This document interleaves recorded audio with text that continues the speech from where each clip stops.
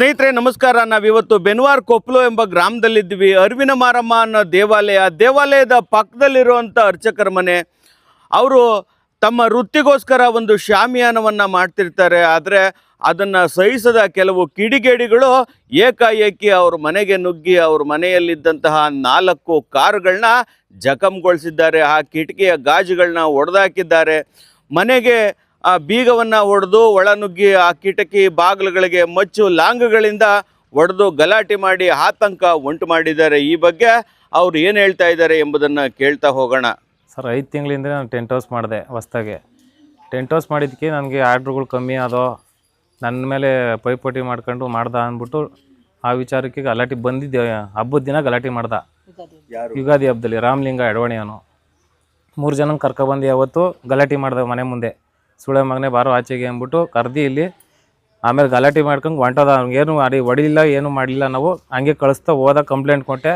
Complaint ಕರ್ಸ್ತೀನಿ ಅಂತ ಅಂದರು. ತಿರ್ಗಿ ಏನು ಯಾವುದು ಸುದ್ದಿನೂ ಇಲ್ಲ ಸರ್. ಅವ್ರು ಯಾರು ವೈದ್ಯ ನಂಜೇಗೌಡ ಅನ್ನೋರು ಕರ್ಸ್ತೀನಿ ಅಂದ್ಬಿಟ್ಟು ಮಾತಾಡಿದ್ರು. ಸ್ಟೇಷನ್ ತಗೋ ಕರ್ಸಿಲ್ಲ. ಕಂಪ್ಲೇಂಟು ಕೊಟ್ಟಿದ್ದೀನಿ ಒಂದು ಸಲ. ಇದು 2ನೇ ಸಲ ಇವಾಗ ಹಿಂಗೆ ಬಂದು ಮಾಡೋರೆ ಸರ್.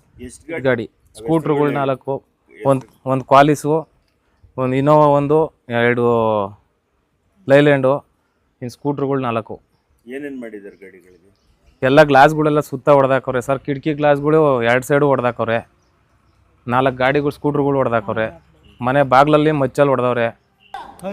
ವಿಡಿಯೋನೂ ಮಾಡಿದ್ದೀನಿ ಸರ್. ಅದನ್ನು ಅವರು ಮಚ್ಚಲ್ಲಿ ಇದು ಬಂದು ಮಚ್ಚಿಡ್ಕೊ ಬಂದಿರೋದೆಲ್ಲ ವಿಡಿಯೋ ಮಾಡಿದ್ದೀವಿ. ಕಾರಲ್ಲಿ 6 ಜನ ಬಂದು ಹೊಡೆದ್ಬಿಟ್ಟು ಕಾರಲ್ಲಿ ಹಂಗೆ ಹೋಗಿ ಪಾಸ್ ಆಗವ್ರೆ. ಇದು ಟ್ಯಾಂಕರ್ ಮಾಡಿಸ್ದೆ, ಟೆಂಟ್ ಹೌಸ್ ಮಾಡಿದೆ ಅನ್ನೋ ವಿಚಾರಕ್ಕೇನೆ, ಇನ್ನೇನಿಲ್ಲ. ಟ್ಯಾಂಕರ್ ತಂದು ನಾನು ಮನೆ ಬಾಗ್ಲಿಗೆ ಬಿಡು, ನಿನ್ಗೈನೂರು ನನಗೈನೂರು, ಈ ಥರ ಎಲ್ಲ ದೌರ್ಜನ್ಯ ಮಾಡ್ದ. ನಾನು ಯಾವ್ದನ್ನೂ ಬಿಡಲ್ಲ. ನೀನು ಮಾಡಿಬಿಟ್ಟು ನನಗೆ ಏಟಾಗೋಯ್ತು, ತೊಂದರೆ ಆಗೋಯ್ತು, ನೀನು ತೆಗಿತೀನಿ ಅಂತ ಇದು ಮಾಡ್ಕೊಂಡು ಇದು ಮಾಡ್ತಾನೆ ಸರ್. ಪೊಲೀಸ್ ಕಂಪ್ಲೇಂಟ್ ಕೊಟ್ಟರಲ್ಲ, ಏನಾಯ್ತು? ಕಂಪ್ಲೇಂಟ್ ಕೊಟ್ಟರು ಕರ್ಸಿಲ್ಲ ಸರ್. ಅವರು ಏನು ಮಾಡಿಲ್ಲ. ಹೋಗಿ ಅರ್ಜಿ ಕೊಟ್ಟಿದ್ದೀನಿ. ಒಂದು ಪೇಪರ್ ಕೊಟ್ಟವ್ರು, ಅಕ್ಲಾಚ್ಮೆಂಟು, ಅಷ್ಟೇ. ಕರ್ಸಿಲ್ಲ ಅಲ್ಲಿಗೆ. ಮಚ್ಚೆಲ್ಲ ಹಿಡ್ಕೊಂಬಂದು ಇದು ಮಾಡೋರು ಸರ್. ಮಗನೂ ಅವನು ಟೆಂಟ್ ಹೌಸ್ಗೆ ಹೋಗ್ತಾ ಇದ್ದ. ಬಂದು ನಮ್ಮ ಮನೆ ಹತ್ರನೂ ಗಲಾಟೆ ಮಾಡಿದ್ರು ಸರ್. ಹೋಗಿ ಕಂಪ್ಲೇಂಟ್ ಎಲ್ಲ ಕೊಟ್ಟು ಇವ್ರ ಜೊತೆ ಯಾಕೆ ಹೋಯ್ತೀಯ ಅಂತ, ಇವ್ರ ಜೊತೆ ಹೋಗ್ಬೇಡ್ರಿ ಅಂತ ಎಲ್ಲ ಹುಡುಗರಿಗೆಲ್ಲ ಗಲಾಟೆ ಮಾಡಿ ನಮ್ಮ ಅಣ್ಣನ ಮಗನಿಗೂ ಹೊಡ್ದು, ನನ್ನ ಮಗನಿಗೂ ಹೊಡ್ದು ಎಲ್ಲ ಇದು ಮಾಡಿದ್ರು ಸರ್.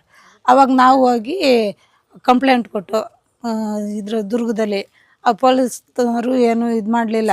ರಾತ್ರಿ ಬಂದರು ನಮ್ಮ ಯಜಮಾನ್ರು, ನೀವೆಲ್ಲ ಆಕ್ಷನ್ ತಗೊಳ್ಳಿಲ್ಲ ಅಂತ ಕೇಳೋದಕ್ಕೆ, ನೀನೇನು ಹಂಗೆ ಇದು ಮಾಡ್ತಾಯಿದ್ದೀಯಾ, ನೀವು ಬಂದು ಇದು ಮಾಡಬೇಕಾಯ್ತು, ಕೋಣೆ ಒಳಗೆಲ್ಲ ಮನೆ ಕಳೋದು, ನೀವು ಬನ್ನಿ, ಇಲ್ಲ ಹೆಚ್ಚ ಮಾತಾಡಿದ್ರೆ ಒಳಕ್ಕೆ ಹಾಕ್ತೀನಿ ನಿನ್ನ ಅಂತ ಅಂದರು ಸರ್.